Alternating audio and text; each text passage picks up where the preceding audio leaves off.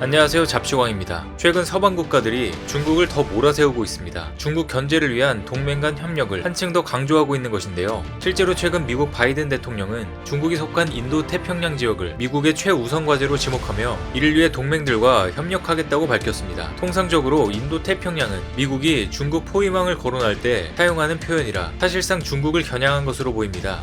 그러면서 바이든 대통령은 동맹과 우방을 옹호하고 약자를 지배하려는 강대국 시도에 반대할 것이라며 안보와 번영, 자유는 상호 연결돼 있다며 동맹의 중요성을 강조했습니다. 중국에 맞서기 위해 군사력보다는 외교에 초점을 맞추겠다는 구상을 구체적으로 밝힌 것인데요. 미국의 이 같은 입장에 시진핑은 즉각 반발에 나섰습니다.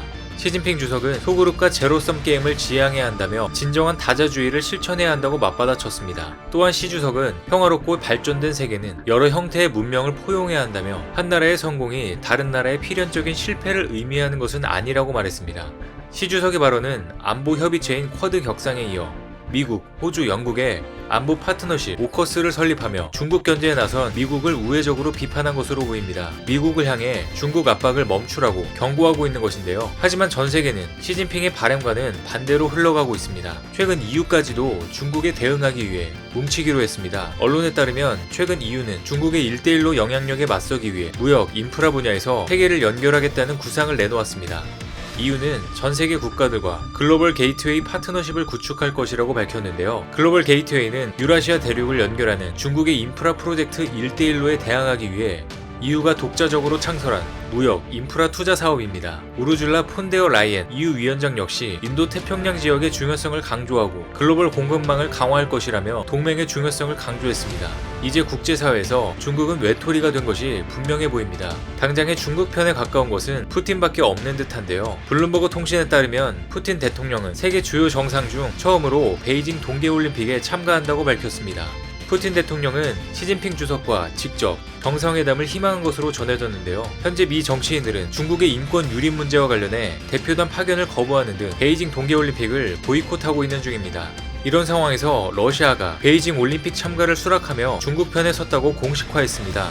실제로 중국과 러시아는 미국의 압박 전략에 맞서 연대를 강화하고 있는 상황입니다. 러시아와 중국과의 관계는 역사상 가장 좋아 보이는데요. 하지만 러시아를 제외한 대부분의 국가들이 중국을 등지고 있어 중국은 전세계 왕따 신세로 전락하게 됐습니다.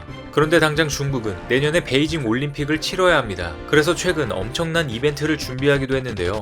몇만 명이 마스크를 벗은 채 소리도 지르고 응원도 펼치는 등 올림픽 개최에 대한 자신감을 드러낸 겁니다. 중국은 이렇게 감염병을 정복했다고 홍보하고 있지만 이것은 사실 중국 공산당의 극도의 통제 속에서 짜여진 것입니다. 지난 15일 열린 중국의 전국 체육대회는 IOC를 보란듯이 관중 입장하에 개회식을 진행했습니다. 개막식 영상을 보면 대부분 관중석이 가득 찼고 마스크를 착용하지 않은 채 소리를 지르며 응원을 펼쳤습니다. 그런데 이것은 모두 공산당에 의해 촘촘하게 짜여진 시나리오입니다. 중국 황구시보에 따르면 개막식 관중은 14일 동안 지정된 호텔에서 격리해야 했습니다. 이들은 3일마다 핵산 검사도 받아야 했는데 격리 기간 동안만 4번 받았습니다.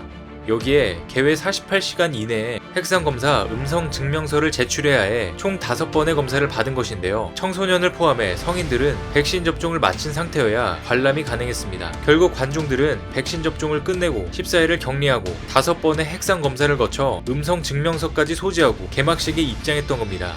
내년 올림픽을 앞두고 관중 수요에 대한 어필을 하기 위해 무리수를 둔 것으로 보이는데요. 중국 당국은 코로나로 망쳐버린 일본 도쿄올림픽처럼 될 수는 없다며 발악하고 있는 것으로 보입니다. 그런데 중국이 이렇게 자신만만한 이유가 또 있는 것 같은데요. 중국에서 바이러스를 만들었기 때문에 통제가 가능하다는 의혹이 또 제기된 것입니다. 중국이 알파와 델타 변이까지 모두 만들었다는 것인데요. 영국 텔레그래프에 따르면 중국 과학자들이 감염증이 발생하기 전에 전염성이 강한 변종 바이러스를 만들 계획을 세운 것으로 드러났습니다. 중국 우한 연구소 과학자들은 감염병이 발생하기 전 박쥐 바이러스에 새로운 키메라 스파이크 단백질을 포함한 피부 침투 나노 입자를 윈난성 동굴 박쥐에 전파할 계획을 세웠습니다.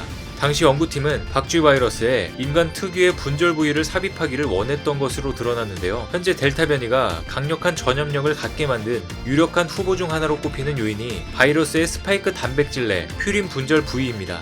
그런데 이 퓨린 분절 부위가 현재 알파와 델타 변이에서 모두 나타나고 있습니다. 중국이 변이 바이러스까지 만든 것으로 확신이 서는 대목인데요. 앞서 옐리멍 홍콩대 공중보건대학 박사는 퓨린 분절 부위는 자연적으로는 만들어질 수 없다며 우한 연구소 기원서를 제기한 바 있습니다. 심지어 중국 과학자들은 감염증 발생 전 전염성이 강한 변종 바이러스를 만들 계획을 세우고 트럼프 행정부 산하 기관에 연구비 지원까지 요청한 것으로 드러났습니다.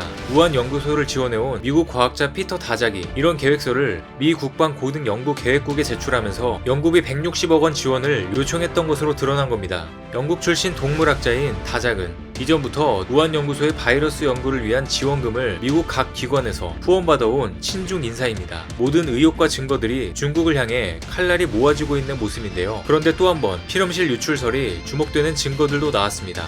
텔레그래프는 감염병 바이러스가 사스처럼 중국 남부 윈난성 동굴박쥐 바이러스에서 비롯됐는데 왜 수천 킬로미터 떨어진 우한에서 처음 발생했는지에 대해 주목했는데요. 감염병 바이러스가 이동했다면 윈난과 우한 사이에서 비슷한 사례가 있어야 하는데 전혀 없다는 겁니다. 그런데 또 중국 내에서 동굴박쥐 바이러스를 수집하고 연구하는 곳은 우한 연구소입니다. 결국 이를 종합해보면 우한 연구소에서 감염병 바이러스가 출발한 것으로 볼 수 있는데요. 그리고 또 다른 주장도 제기되고 있습니다. 중국이 WHO에 처음 보고하기 2달 전인 2019년 10월 우한에서 세계 군인 체육대회를 열고 코로나 바이러스를 의도적으로 퍼뜨렸을 가능성이 있다는 주장입니다. 중국 민주화운동가 웨이징성은 다큐멘터리 우한에서 실제로 일어난 일에서 인터뷰를 하였습니다. 세계 군인 체육대회를 위해 모인 9천여 명의 선수들 중 일부가 원인을 알 수 없는 병에 걸린 것은 우연이 아닙니다. 즉 세계 군인 체육대회가 코로나 바이러스를 전 세계로 확산시킨 첫 번째 슈퍼 전파자였을 가능성이 있다고 주장했습니다. 그는 이어 베이징의 한 고위급 소식통을 통해 중국 당국이 대회 기간 비정상적인 훈련을 했다고 들었습니다. 당시 중국 정부는 이상한 생물학 무기 실험을 하고 있었습니다. 많은 외국인들이 모이는 세계 군인 체육대회 기간을 바이러스를 퍼뜨릴 수 있는 기회로 생각한 겁니다. 라고 덧붙였습니다. 이렇게 중국인의 입에서 충격적인 폭로가 직접 나오면서 현재 전 세계는 모두 중국을 지목하고 있는데요. 감염병 전파는 곧 중국의 1대1로 확장을 위해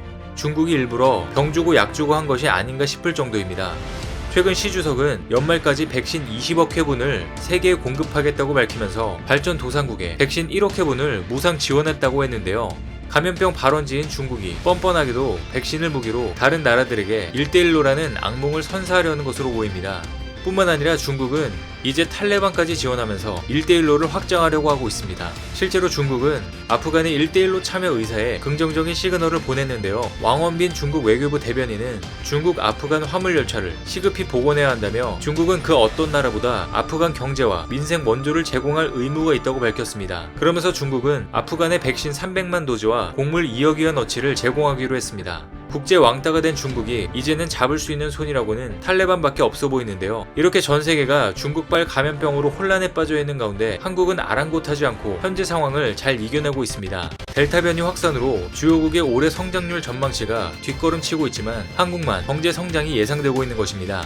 최근 OECD는 한국의 올해 GDP 성장률을 4%로 전망하며 지난 5월 전망치보다 0.2%포인트 높여 잡았습니다. 델타 변이 충격을 감안해 선진국들의 성장률 전망을 하향 조정한 것과는 대조적인데요. 이번에 OECD가 한국의 GDP 전망치를 높인 것은 백신 접종으로 내수 경기가 회복될 가능성이 있다고 봤기 때문입니다. 감염이 줄고 방역 규제가 풀리면 경제 성장세도 더 강해질 것으로 예상한 겁니다. 실제로 감염병 백신 접종률도 빠르게 올라가고 있는데요. 방역 당국에 따르면 최근 백신 1차 접종률 70%를 달성하며 감염병 확산세가 억제될 수 있는 기반을 마련했습니다. 2차 접종률은 아직 낮지만 6주 이내에 접종 완료 70%에 다다를 것으로 예상되면서 곧 다른 나라를 제치고 상위권으로 들어갈 것으로 보입니다. 변이 바이러스 확산이라는 어려운 상황 속에서도 우리 국민들의 합리적이고 성숙한 의식이 돋보이고 있는데요. 반면 감염병 진원지로 지목되고 있는 중국은 탈레반과 협력을 시작하는 등 국제 왕따를 자처하며 더욱더 고립에 빠질 것으로 보입니다. 감염병은 물론 변이 바이러스 확산에 대해 뻔뻔한 태도로 일관하는 중국의 발악이 언제까지 이어질지 관심있게 지켜봐야 할 것 같습니다. 오늘 준비한 소식은 여기까지입니다. 댓글을 통한 여러분들의 많은 의견 기다리겠습니다. 많은 분들의 생각이 모였을 때